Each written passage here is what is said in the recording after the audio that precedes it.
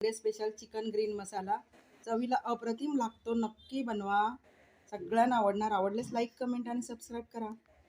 Hi friends, कसे आहात? आज आपण बनवूया चिकन ग्रीन मसाला. संडे स्पेशल मेनू आहे.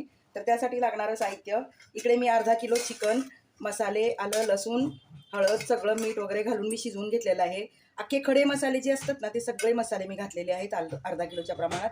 आणि हे चिकन चांगलं शिजवून घेतलेलं आहे.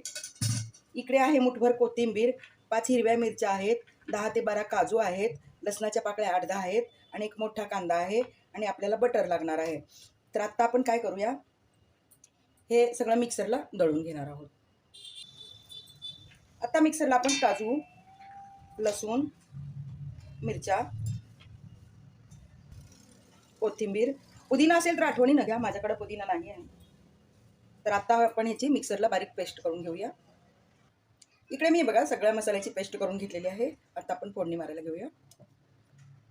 इकडे गॅसवरती मी कढई ठेवलेली आहे आणि आपण 2 मोठे चमचे तेल घालणार आहोत. तर मी अंदाजे 2 मोठे चमचे तेल घालून घेते.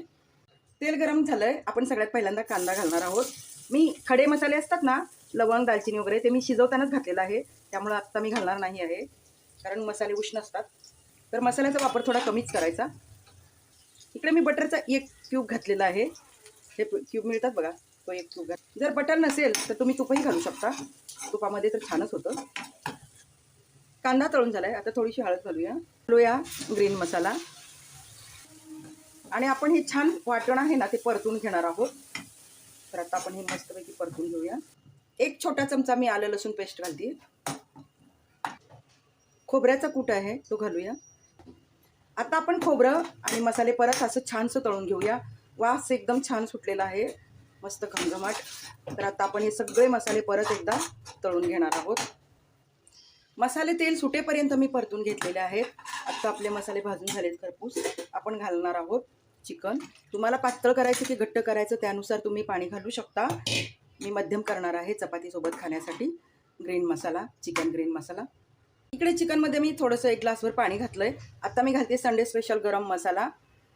आणि आता आपण मसाला घातल्यानंतर हे हलवणार आहोत आणि हलवून घेऊन आपण 5 मिनटं शिजवून घेऊया, म्हणजे पाणी थोडंसं कमी होईल आणि मसाला चिकनला लागला जाईल. चिकनमधलं पाणी कमी झालंय. आता चवीप्रमाणे आपण मीठ घालूया. हे बघा, आपलं चिकन तयार झालेलं आहे. तुम्ही चपाती, ब्रेड, भाकरी कशासोबतही खाऊ शकता. भाकरीसोबत तर अप्रतिम लागतं. नक्की बनवा, सगळ्यांना आवडणार. आवडल्यास लाईक, कमेंट आणि सबस्क्राईब करा फ्रेंड्स.